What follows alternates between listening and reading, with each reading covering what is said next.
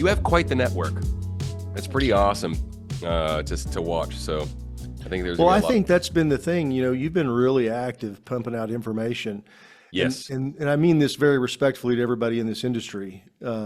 But it seems like everybody tries to hold their information really, really close.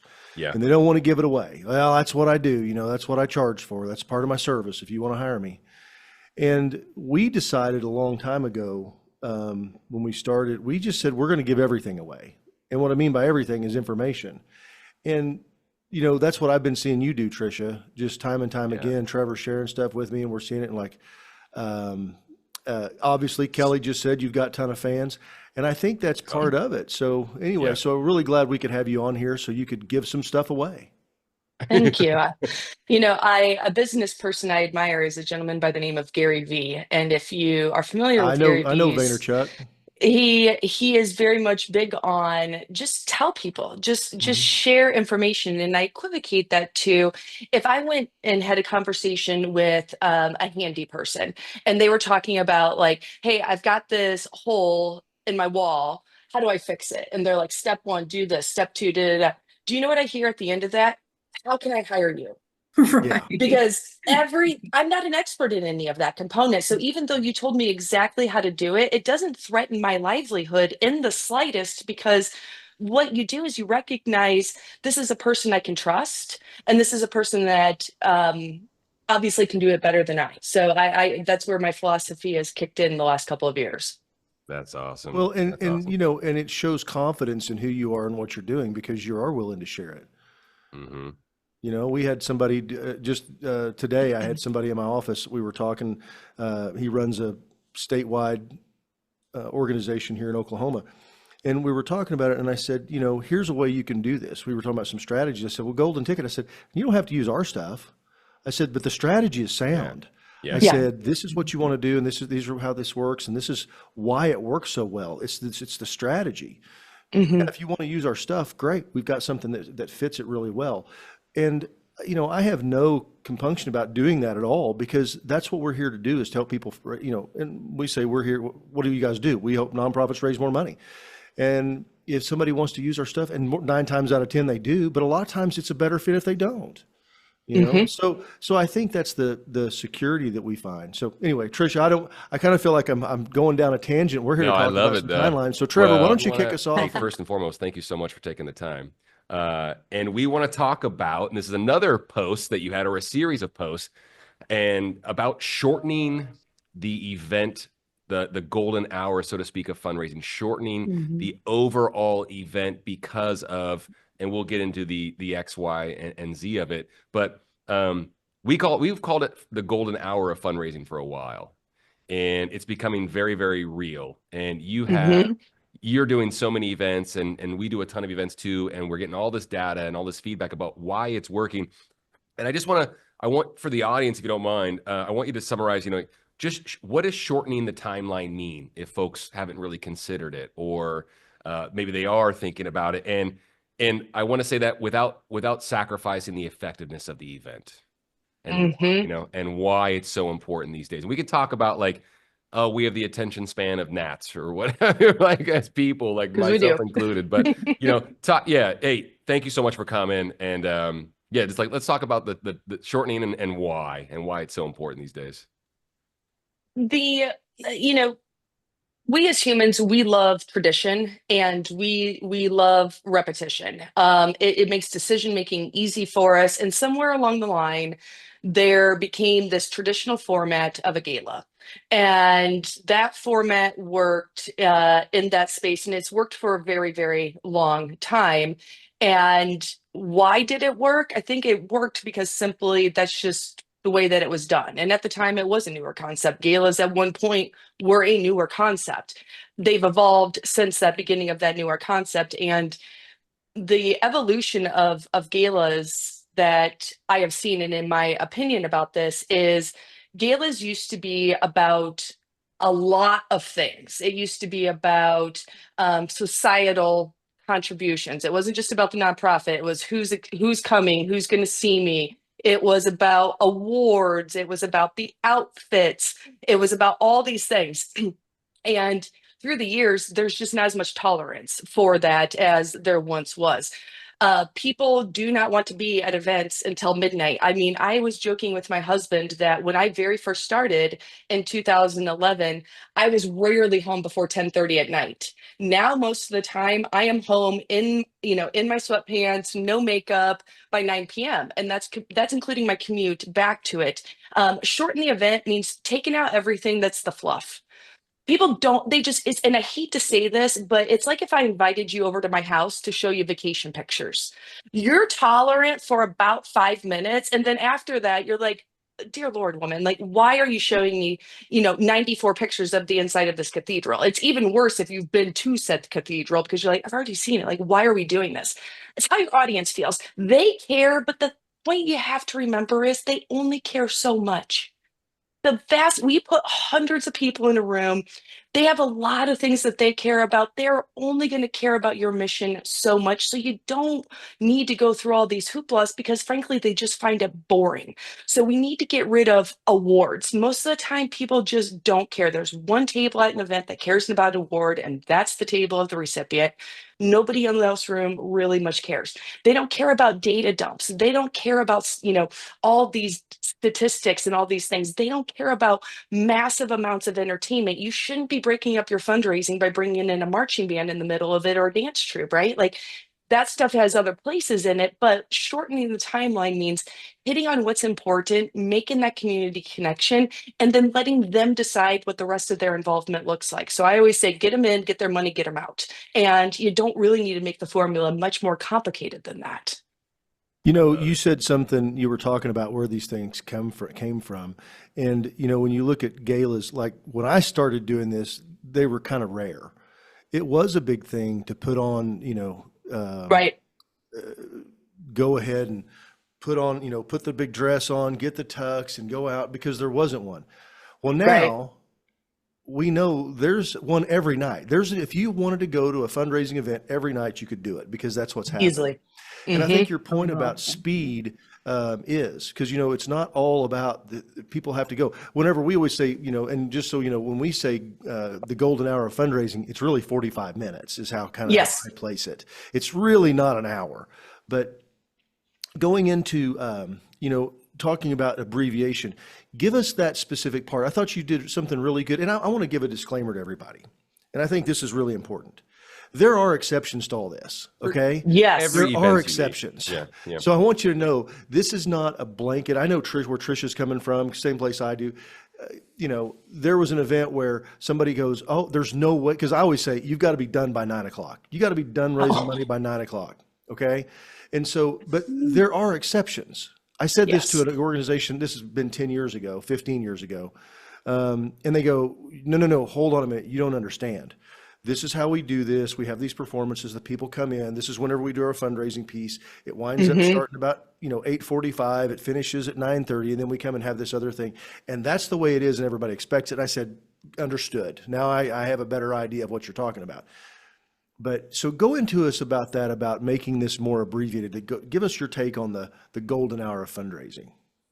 It's so important. And I think that we as society need to remember that not everything is binary. We need to remember that. I feel that we often lose this concept of being able to remember and using that common sense of when do I need to break the rules? There are times where it 100% makes sense when programs are going to go longer. Maybe an award does make sense. Maybe that performance does make sense. You just have to use common sense. But I challenge people, Jason, to that point of tell me why. Tell me, like we're talking about the dance component. Tell me why this has to go in that order. And I will push on them. And more than 50% of the time, they have a valid answer. And I'm like, oh, that makes sense. For example, we do a fundraiser event where it is a younger dance troupe.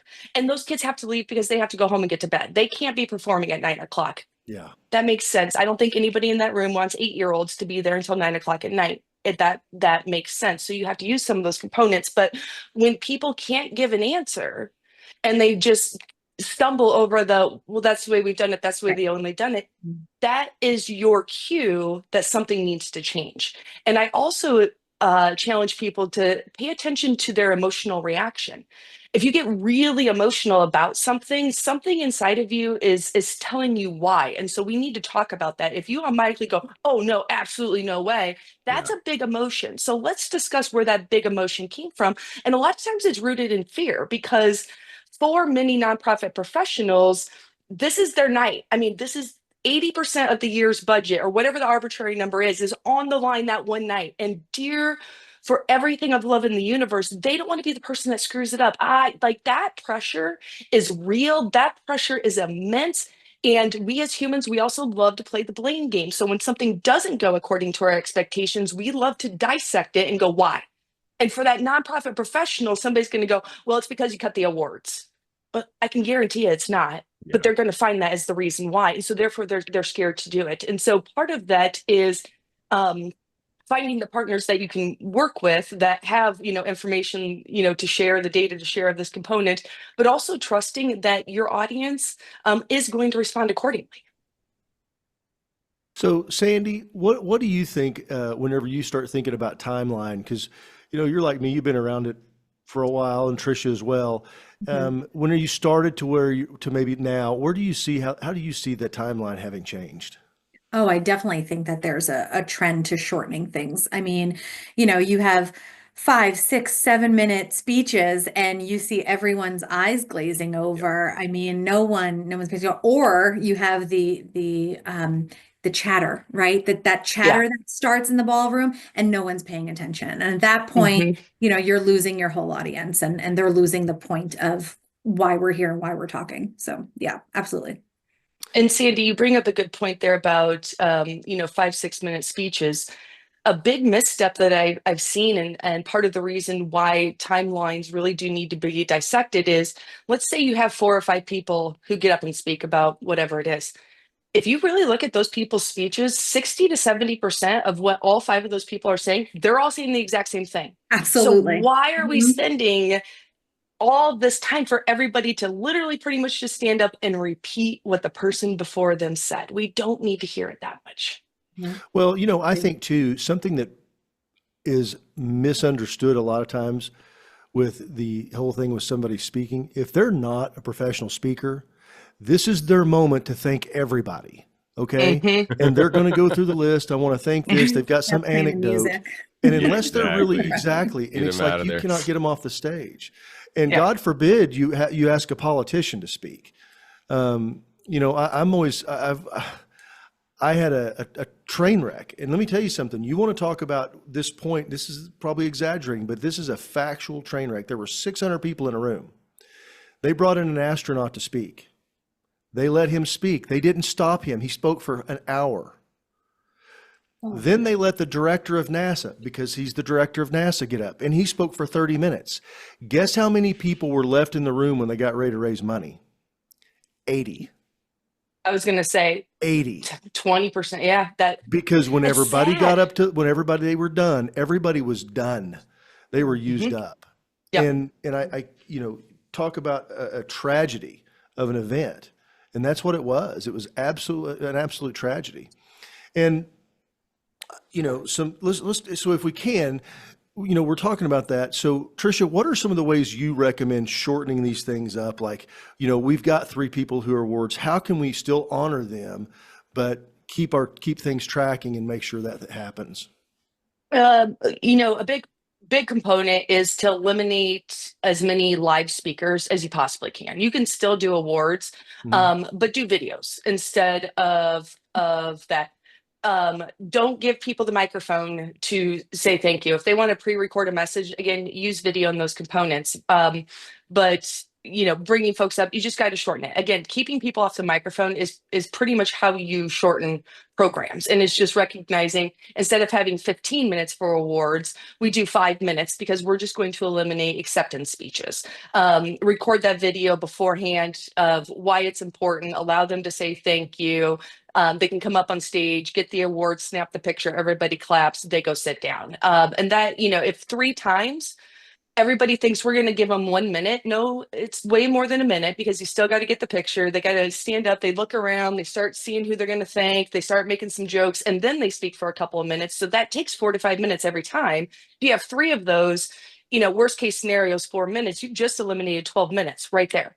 And 12 minutes is a long time. No It joke. is a very long time. It Laura is a just very, very long time. Laura just commented in the chat that they moved their awards to the pre-function, to the VIP, and cut Love 25 it. minutes out of their program. Yeah. Oh, I love that. And Ashley's talking about the storytelling now through videos. Yes, no awards at the gala. Y'all are hearing that. And so Jason, there's some creative ways that we've just seen in the chat right there. And I often feel that when I talk about these things, I come across as if I'm the fun police, and that I have these rules of none of this, none of that. Celebration and community is important. Yeah. It really, really is, but it can be done in a way that is engaging for all rather than just focusing attention on one, because dealing with one-on-one individuals is very, very different than 400 people. And so let's not sacrifice the entire room for just these folks. And I do feel that most people, they understand that and they're okay with it. And a lot of people don't want to speak anyway. I mean, there are times where I'll say, would you ask them if they actually really want to talk? And then they're like, yeah, we did. And they said they didn't. And I was like, problem solved. Well, Yeah, it's and not you for automatically everybody. have control. If you're doing a video, if you do a 45-second video is pretty long. I mean, they can say a lot and express a lot, do all their gratitude, everything they want to say in 45 seconds. And as to your point, you've gone from 12 to less than 3 minutes. And maybe another 2 or 3 minutes, because as their video comes up, they're all standing up on stage. You walk by, here's the deal, click, click, click, take the picture. They're out the door and they feel better because the pressure's not on them, because they've been sitting there feeling it, sweating it. And then when they get up there to speak, because they've never done it before, it's, oh my gosh, I'm so nervous. I don't know what to do. And it drags out and drags out and drags out. I don't want to broad stroke it, but I will say this, because there's some amazing in-person stories and very emotionally charged stories and what have you that can happen on stage. But when you have like the production model and the ability to do that, I once again, I don't want to broad stroke because everyone's doing their thing, and but video can actually be more emotionally driven a lot of times than we really give it credit for. I want to ask you, I was going to ask you, Sandy, I mean, like your time at JDRF, did you all rely on video a lot at events? I mean, it's like, give us some feedback about just like the power, honestly, because I think so many big organizations, big and small, are doing it because it can just be so powerful. Such We put a lot of effort into putting together. So, excuse me. At one point we were doing, these national videos in a box kind of thing, right? This is we call it a Fund to Cure. This is our Fund to Cure video. And then we segue that into some more personal video, a lot of B-roll of families, interacting and then speaking during the video. And it was just very impactful doing it that way. And, you can do that months ahead of time or a month ahead of time. You have to schedule it out, of course, but really, and, put some music to it. I mean, we all know, right? When we watch a movie, that music really sets the tone. That's the point. So that can really be impactful. And once again, if you're doing this in person, fantastic. But just sharing stories via video, I mean, we were talking about the attention span of donors and this and that when we started. That's also where people's attention is. That's where people are gravitating towards. You might as well just like the market's telling us something, right? Yeah. Might as well, double click on that. I wanted to make note of a couple things. Ashley mentioned that we have a gratitude bruncheon for awards. It's about thanking supporters and donors, not a fundraising event, purely gratitude. I love that, Ashley. Such a great share. And then also, Laura, thank you so much for sharing as well about shortening your event. And you talked about a VIP reception because you started that. Now, one of my questions for you, Trisha, was, and for the entire group was, when you eliminate, it's a lot of times it's addition by subtraction, and it allows you to focus on these new ideas, and it's the mind share that it frees up, and the money a lot of times too, that it frees up to start going after, honestly, more sponsorships and underwriting opportunities and creating these community VIP experiences that we're seeing at a lot of events with folks that are actually hitting it out of the park. So I just love the idea, like, once again, just talk about like maybe what I didn't even mention, Trisha, for instance, about like, hey, what is this allowing folks to do more of as well by eliminating some of the timeline and stuff like that, and just getting more creative, or what you've seen? Well, the biggest component is, for me, is that donor experience when they leave that night? What is that donor thinking and feeling when they leave? It's important for us to remember as fundraisers, especially if you have a sponsorship model for the gala, meaning you rely on sponsors to fill tables as part of your attendee strategy. If that is a heavy part of your strategy, it's important to remember that statistically, 50% of the room has very little idea of what you do. And there's a big chunk of them that will have no idea what you do, especially if you have a nonprofit name that isn't a clear signal of what your mission is. It's Trisha's Foundation. Well, what Trisha's Foundation isn't clear about what that is. Sure. And so it's recognizing that right off the bat, you have 50% of that room that has no idea who you are, no idea what you're doing. They don't want to, again, that'd be like me, even worse than me inviting my friends over to watch my vacation pictures. That'd be like me going out on the street and taking some stranger and then bringing them into my house and making them watch my vacation pictures. Like, that's even worse, right? Yeah, Like, yeah. even worse from that component. Yeah. But because, that person that didn't know me got roped in and, now they're watching my vacation photos. When it creates an event that people leave going, that was pretty fun. And fun, weirdly, I think that's another thing that we need to talk about at some point is, what does fun mean? And I think people have a misconception of what fun is, but it allows you to now begin focusing on the continuation of the relationship with the donors. Taking the $50 donor that bought a raffle ticket, the $100 donor who didn't know who you were, what's your stewardship and retention plan? Because I hear so many people talk about how they have problems, they need to find new donors, and they have a database of 10,000 people, and 8,000 of them actually have valid email and phone numbers. And I'm like, you have 8,000 people right there. You need to talk to those folks. So getting rid of the noise, the encouragement that I give to people is, these people just interacted with you. They just gave you permission to take the next step in the relationship. That is where you need to focus your time and energy, because that's where you're going to move the needle. Focusing on just revenue from event night is never going to move the needle you want. You need to have that plan of what that relation is post-event. Well, the one of the biggest things that we miss out on what these events are for is to meet people. I mean, Agreed. because let's just do the math really quick, Trisha.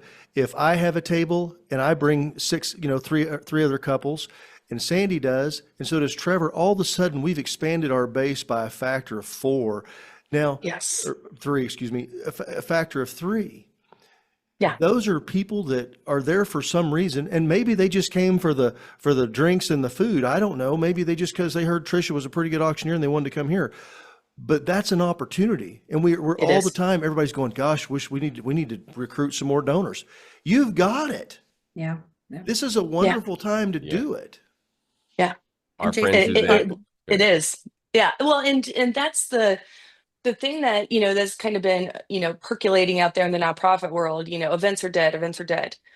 You kill events, you're going to kill your donor pipeline. I'm telling people, people are like, Your I best just prospect don't list. like, It's your best prospect list. And I get that they're a ton of work, but then again, work smarter, not harder. Get rid of that fluff. Get rid of all this thing that's causing you all these extra headaches. Just focus on this component of it. But you stop doing events, Jason, like you just said, the 6 people you invited, it's not like people are going to Google and being like, wow, lack of women in leadership is really important to me today. How can I get involved in, a nonprofit that focuses like that? That doesn't happen. So you get introduced. Life.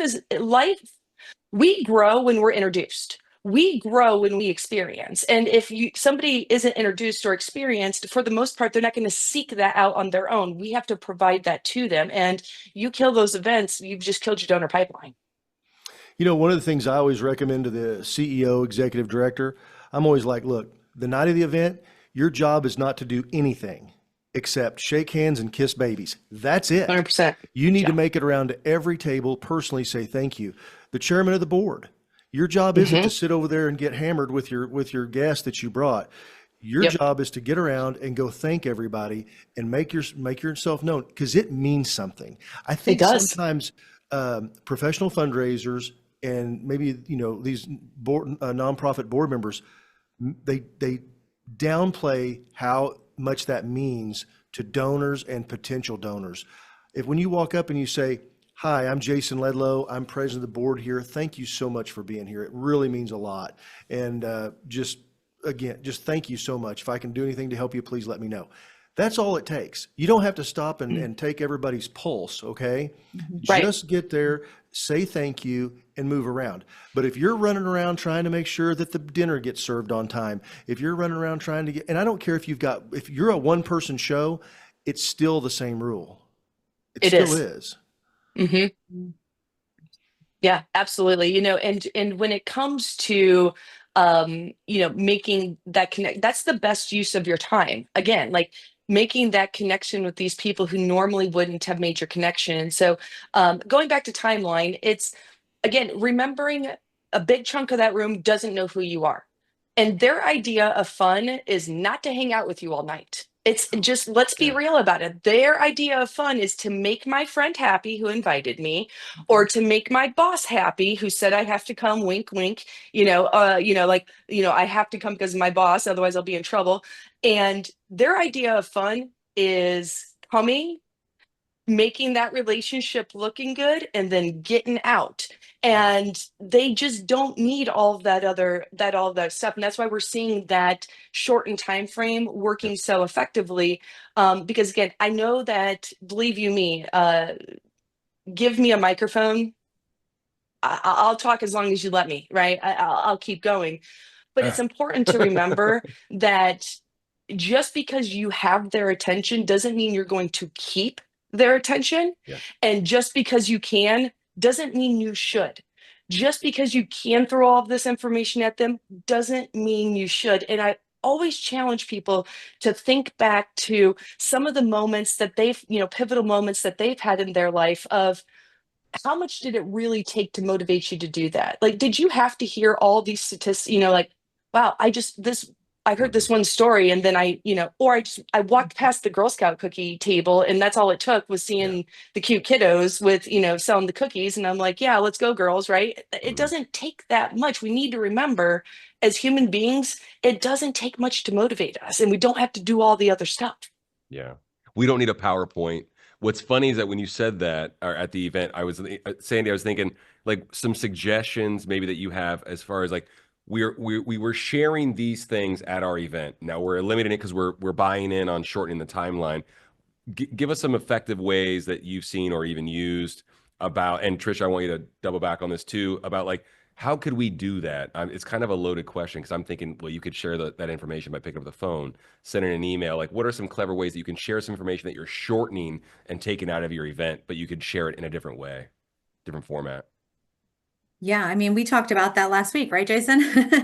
Touch points leading up to, and you really have to plan it out, right? And I saw Ashley was talking about a thankathon after the event. And we talked about this last week, Jason and I, about how you need to get, your board, your committee, all of those folks, if you have a mission ambassador, we talked about this last week. Mission ambassadors, are just fantastic ways, short videos that go out from a mission ambassador to a sponsor, to the top donors, to, whomever you decide that you want to include in that list. A short, quick 30-second video. Can't wait to see you. I live with XYZ. And bring that, personal touch before they even walk into the ballroom. You have them come say hello at the event, and then follow up with a thank you note or something like that afterwards. And you have now connected that person to the mission. People are used to high touch people are used to high touch in general, but that high touch, personal high touch pre-event is massive. Well, I want to just point something out. Okay, going back 34 years ago, when I started out this, we didn't all have cell phones. In fact, very few people, we didn't smartphones, very few people had cell phones at all. We have a communication, everybody walks around with an instant communication device attached to them, okay? Yeah. We all walk around with it in our hands, somewhere on our person at all times, never leaves. Yep. So all these things about mission, about things that you want to pass on, all those things that you can talk about can be done prior to. So whenever, this is like a crescendo coming all the way up. And that way, whenever, Trisha gets there and picks up the microphone, it's go time. And everybody's been building and talking about this. We already know what the mission's for. We already know that this is, because if we use the tools at hand, the technology pieces, text messaging, email, all those things coming up to it, the software that's available, all these things coming up to it, all this information, we're not taking out. We're actually going to give them more information but we're just going to slice it up in the way that they're used to taking it. Because Mhm. as what somebody said, I call it the goldfish principle, or a guppy or a gnat, we just don't have an attention span. We just don't. It's very, very Mhm. short. And the other thing I think about, doing this whole thing about less is more, leave them wanting more. That's the idea.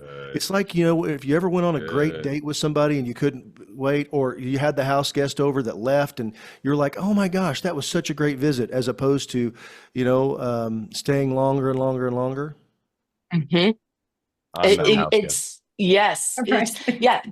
Like, the kind of the joke we talked about 9 o'clock being the new midnight, but one of my friends has a plate when you walk into our house. It says, "Please leave by 9 p.m." and it makes me chuckle.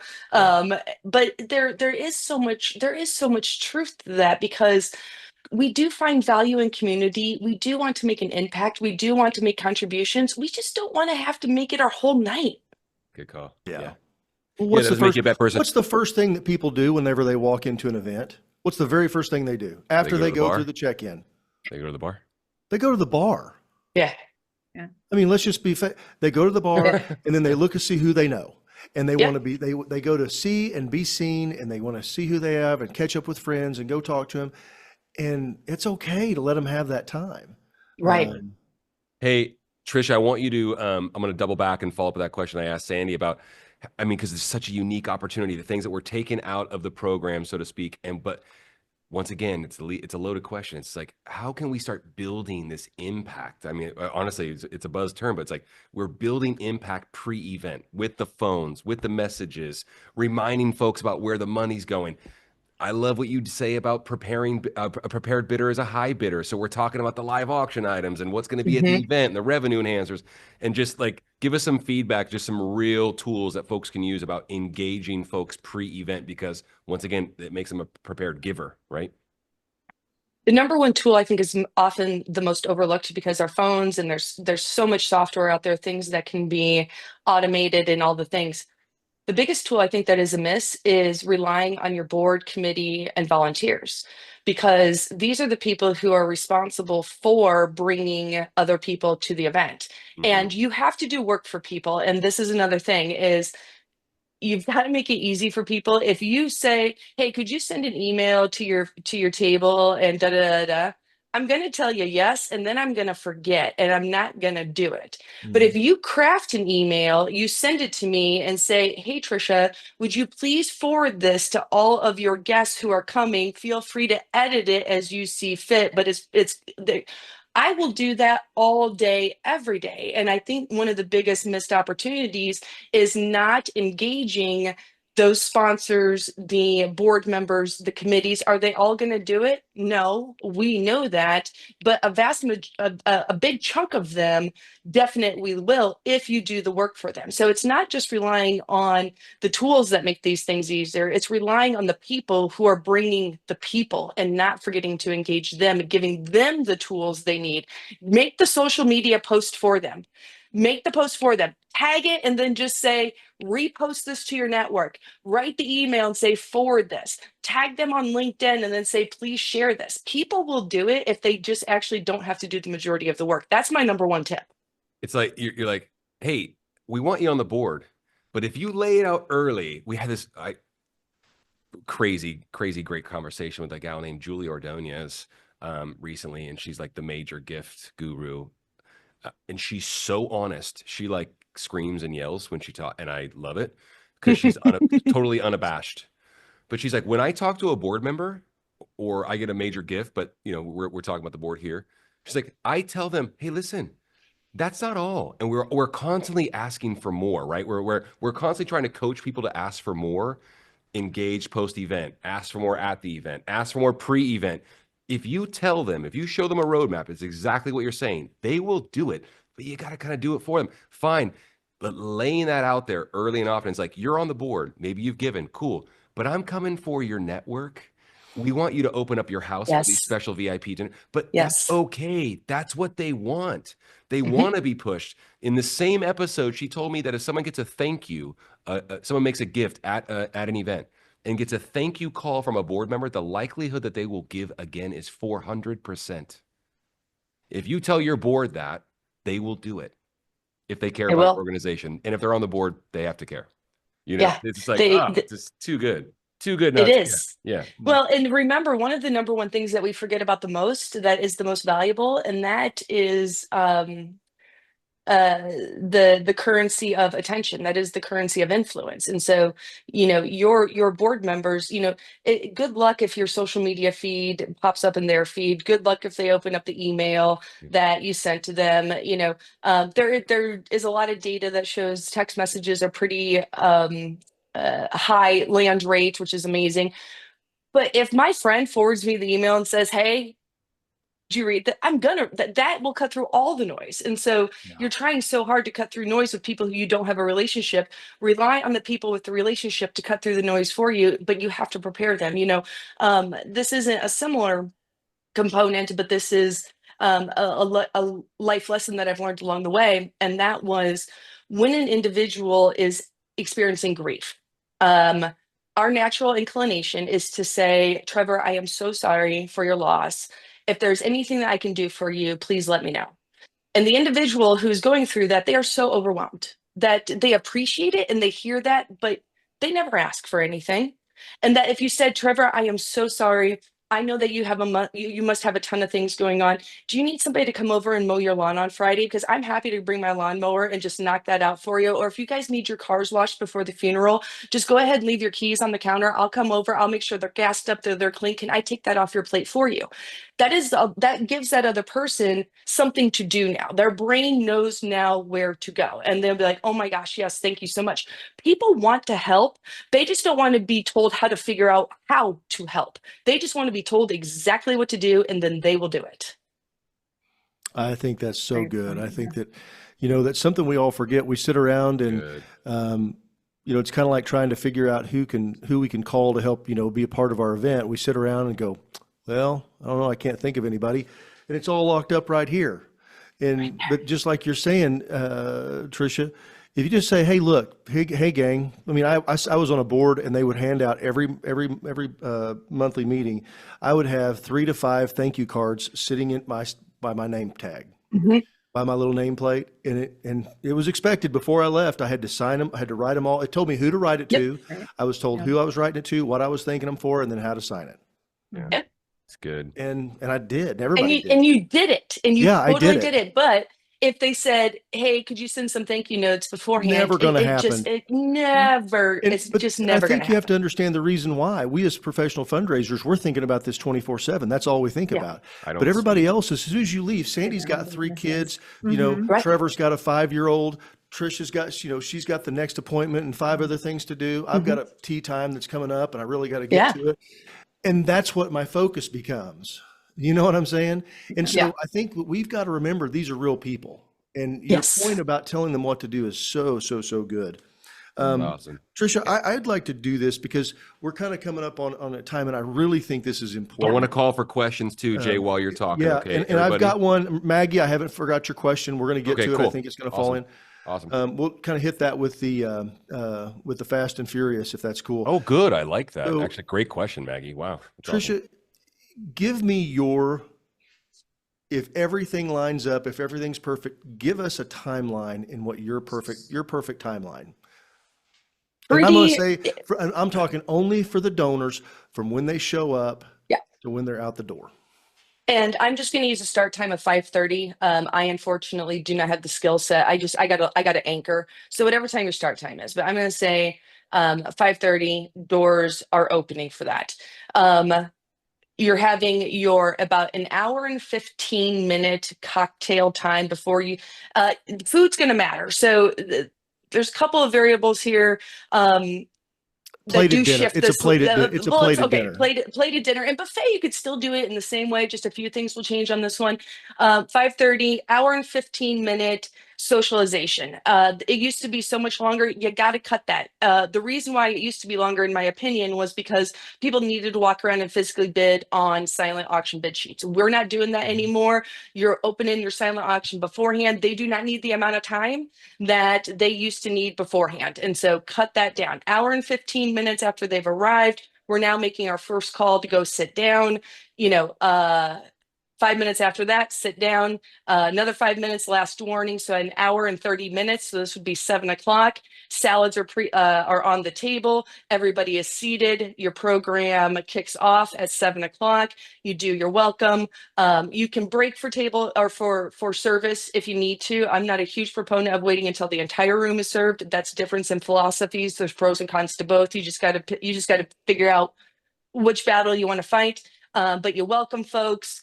They sit down at about 7:20, 7:25 is when you are officially starting the program. Give your I call it the State of the Union. Hey, thanks for being here. Thank you to our sponsors. Remember when you came last year? Here's all the cool stuff that we've done since then. And here's all the stuff that we want to do in the future. Let's hear how your money has helped create the positive change that you want to see in this world. Then we do our fund to need, we do our live auction, then we play any games or awards, boom, bang, done. 8:30, wrapping it up. And then whatever you want to do after 8:30, you're on your own. But that's it. Love it. Right on. Yep. Yeah. I think that's, you just hit the nail right on the head. It's the KISS method. Keep it simple, silly, or stupid, depending on who you're talking to. But it is. It really is. Yeah. And the human brain doesn't need to hear all the things. And where I think some nonprofits actually shoot themselves in the foot is part of motivation, which is motivation is creating action. Part of that is knowing that there's going to be a desirable outcome. When you stand up there and you tell all the doom and gloom and how terrible everything is, you got to be careful, because what you almost just told them is, we're screwed, so why? You got to be a little bit careful of being too doom and gloomy there. And people really, they need to understand how terrible things are. No, they don't. Yeah. Yeah. No. Well, Wow. We've I've actually got a talked point about I want that. to make. That's a problem for sure, with people feeling bad. Yeah, exactly. Exactly. We had a friend of ours come on and he talked about this. Rossi he said, did. That's very true. Rossi said, Yeah. he goes, my favorite movie is Marley and Me. But he goes, I've watched it once and I'll watch it again, maybe with my kids, because it's so heavy for me. It's so emotionally, it takes a big emotion that, he goes, Dumb and Dumber comes on and I'll watch it every time, because there's I don't have any emotional commitment. Yeah. When I watch Marley and Me, I've got to be committed. That's the same way with our donors. You can have an empowering mission about how you're sending kids with cancer to camp, and this is little Johnny and this is what his experience was in doing all that. But gang, you got to make sure that you end on a high note. You got to leave them where they're sitting there going, man, that was a lot of fun. That was really cool. Leave them wanting more. Right. Which is where you're saying. Go, Sandy, please. No, yeah, that Trisha just said it. Hope. Hope. Oh, We're pardon me. selling, Okay. and I've said that, right? As fundraisers, we are selling hope. Yeah. So if there's a video about the kids with cancer going to camp, end it with B-roll of the kids having a great time at camp. Yeah. Yeah. Right. Yeah. Absolutely. Well, I think, and we've touched on this, maybe not directly, definitely indirectly quite a few times, about how you're interviewing for future outcomes, for future events. And you want folks leaving like with a little bit more left to give, or a little bit more in the tank energy wise, or not going like, we'll be in 2,000 events at the end of this year. And the biggest complaint that we hear is it was too long. That is the biggest complaint we hear from donor we feedback. We wish they had better items. We hear that too. Yeah. We wish the silent auction was cool again, man. But no, we hear a lot of, I wish it wasn't so long. That's what people have come in our office and said that. So very interesting. We're going to come short on time. We have some more questions. Sandy, will you answer Maggie's question, and then I want to hear Trisha answer it too. I'm actually, there's a question. You said live auction, fun and neat. I actually want to get some discourse going too, and hopefully we don't all agree. But Sandy, Maggie, great question. Can you touch on event programs? How many pages is too much, and what should be in them? That's a great question, Maggie. Well, we did away with our printed program. Okay, because we're talking about the actual book. Yeah, we did away with it. We did ads, right? We did like virtual ads on the screen and everything, and then we thought of different ways, but it ate up a lot of budget, right? Interesting. And they were going in the I wasn't trash expecting that. afterward. I wasn't expecting that. That's good. That's awesome. Yeah. Trisha? So, and So I'm with Sandy, but I'm not with Sandy Yeah, that's on right. this This is one. the kind of stuff I want. And it Yeah, yeah, could depend a yeah, little bit yeah, yeah. in terms of program, because now we're getting into semantics of how we're defining things. Yeah. I'm with you 100% that, programs, they're very expensive. They take a ton of time. They're not environmentally friendly, except for live auction information. That Okay. live auction information needs to be printed and distributed in their hands when they check in. And Yeah. so I like it either a program that is 1 or 2 pages. If you still need to do there. I recently saw one. Some of I wish I had an example here, but I don't. Yeah. But we have bid cards. Some of my favorite examples where the numbers on one side and then the live packages are on the other, and then there can Smart. be the QR code to Mhm. take them to the online bidding platform. Love But they that. have to be able to read this. People will not go read that information on their phones. But one that I saw recently, it was a little bit smaller, and it was the bold, and then when you flipped it open, Oh, it see, was the we live had, auction Mhm. items. yeah, so we That was cool. made it bigger though, right? 8.5 by Yes. 11, but then it flipped open. So you Yep. had the entire inside, Smart. Yes. whatever it was, Yeah. 8 items or 10 items. But I mean, Smart. there was room for a photo, there was room Yeah. for a short description. And then they Yes. had also seen it. We had big boards in the cocktail. So Yep. yeah. Sandy, Yep. you had something you wanted to say. You rose. You had your hand like you're waiting. Oh, for it was something. it was what she was talking about. Oh, okay, cool. The live Yeah, auction. cool, Yeah, when she was cool. talking about Yeah. printing, having it printed somewhere. It was in the bid card. Well, one of We the were reasons talking people about- do go this ahead, Jake. too, one of the reasons is they'll want to do their guests, the awards and all this stuff, and they'll put some information in there. First of all, nobody reads it except for the person whose picture it is and maybe their table. But if you put it out there, sponsors and things like that, it doesn't all have to be up on the big screen. Literally, you could have a board that you have printed that as you walk in the door, we've seen this where somebody puts, thanks to all of our underwriters, and they put a deal on there. And then everybody walked around with a little blinky light on, well, what'd you get the blinky light? Oh, we underwrote the audio visual this year and they gave us a blinky light. Okay. It's just, there's other ways to do the recognition that honestly, I think is more powerful than the old days of the program, having a book. The only thing is about the book is it is kind of cool because you could take the book home and people would save that kind of stuff and have it for later. But the trade-off, I don't think is there. I think I'm kind of with y'all. I'd find something else to do with the money. And listen, also, by the way, there is no perfect right or wrong answer. If you just printed your program, please don't feel bad. Please don't feel bad at all. Our program just went to print. Yeah, So if it costs you $2,000 to print and you've got somebody that gives you $5,000 to do it, print those babies up. Yeah, Okay? hey, absolutely. hey, And then we're those talking are about also being good to- efficient. Underwrite to mail it. out Yeah. after, afterwards, right? You mail those out to someone, maybe it was an underwriter who wasn't in the room, and you send that to them, with a little note, and that's a good stewardship point afterwards. Love it. That's a good call, Sandy. I like that one. Any other questions? That was a good question. I have a Thanks for question. sharing that. I have more questions. Oh, you got perfect, Maggie. That's yeah. If you get it donated and it's no work and it's just something where, hey, listen, it's more attention to a particular component of the evening or an auction, that fine, Right. use it. But use software too, of course. We're big proponents of that. I wanted to ask, you said QR code, and it kind of stoked the fire a little bit. You said QR code on the bidder sheet, which I thought, or the paddle, pardon me, or bidder number. I thought that was really, really bright. How do you feel about that? And I know you. I'm pretty sure, Trisha, you have an opinion about like how high the centerpieces are and stuff like that, right? Like I don't want to go down that path. Anyway, we don't wanna go like down to that see path. bidders, do we, Yeah. Trisha? Yeah, I don't want to go that. It's terrible. Yeah, I don't want to go down that path. But anyway, that's a different conversation for a different time. But I want to talk about what's too much and what's too much digitally. Like, I'm a big fan of we love QR code technology. All of our posters have it. I love, once again, a prepared bidder is a high bidder. You coined that. I love that phraseology, and we're using it. But how do you feel about? It's like, I like the idea. We're talking about being efficient as well. I like the idea of having a branded monthly recurring program with a QR code on the table. I kind of like that. What do you think? What's too much, and when are we overthinking this whole efficiency piece? Well, I think that you just got to look at where are the buckets of where your money's coming from, Cool. and you need to focus your tools and resources there, and that just start with that component.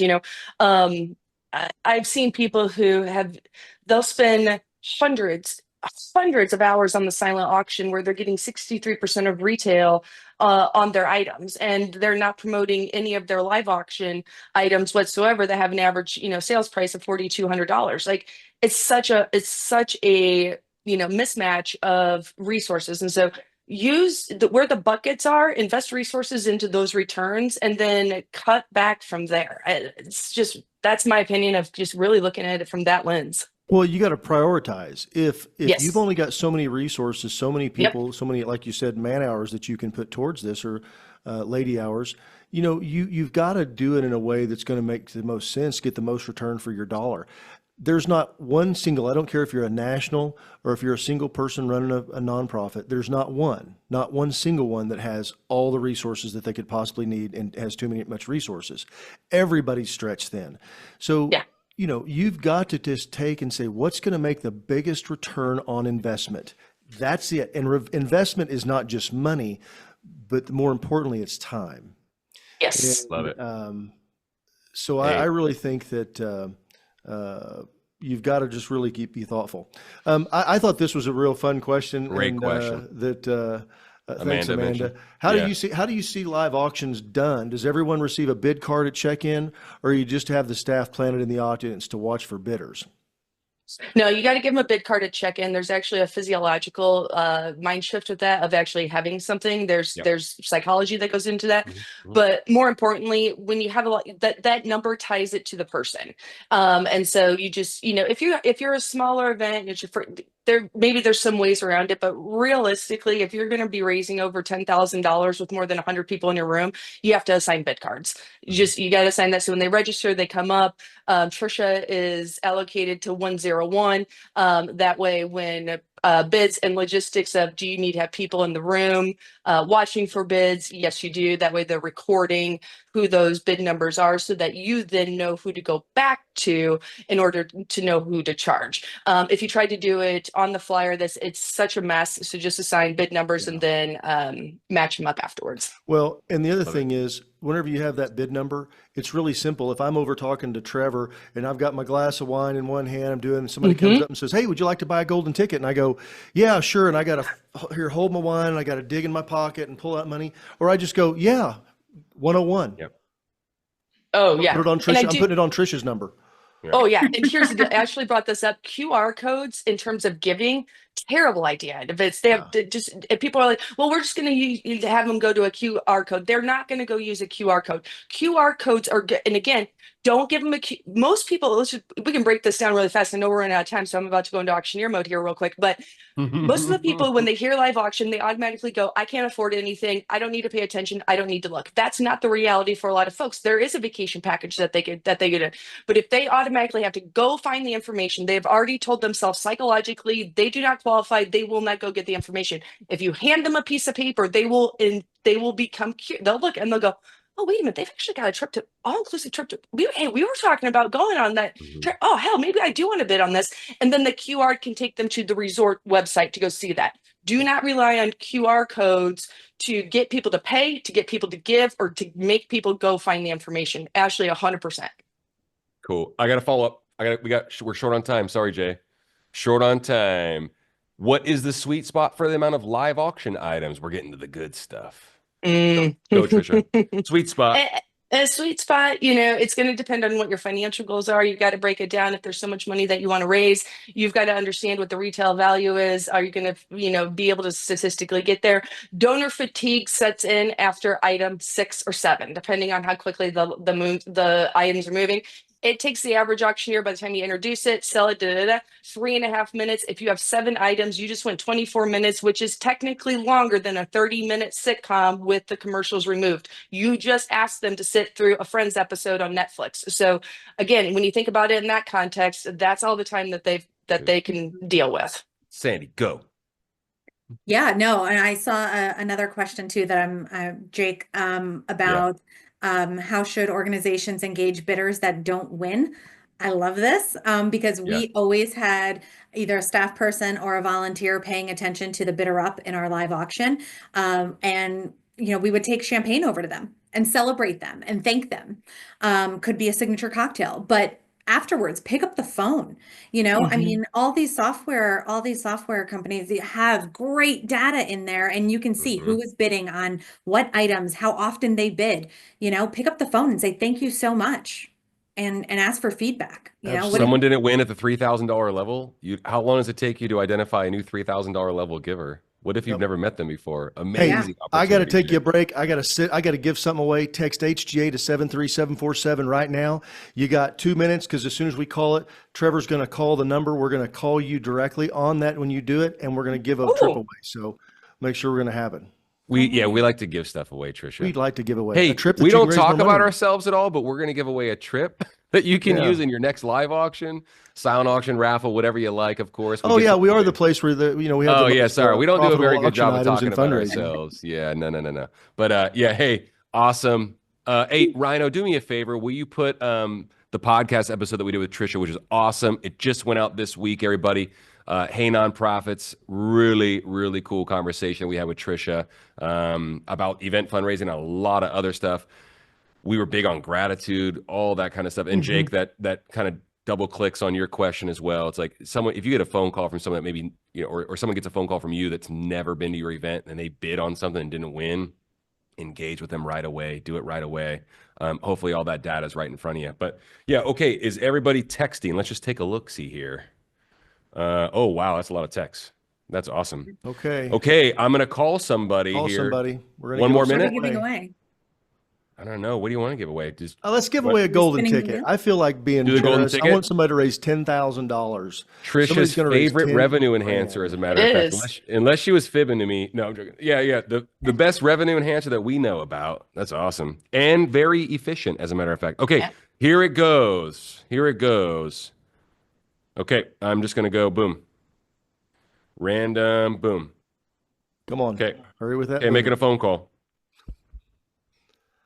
Here I go. If your phone rings, answer it. Good afternoon. Who am I speaking to?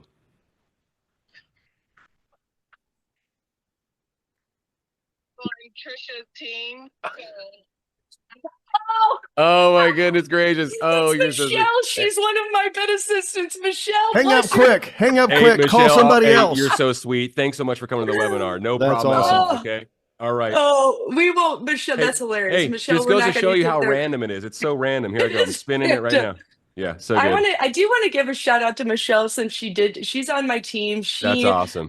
She comes to these things. She cares Awesome. about the nonprofit space. And so when you're working with taking bids, it's not just me, like we all care. You have a team.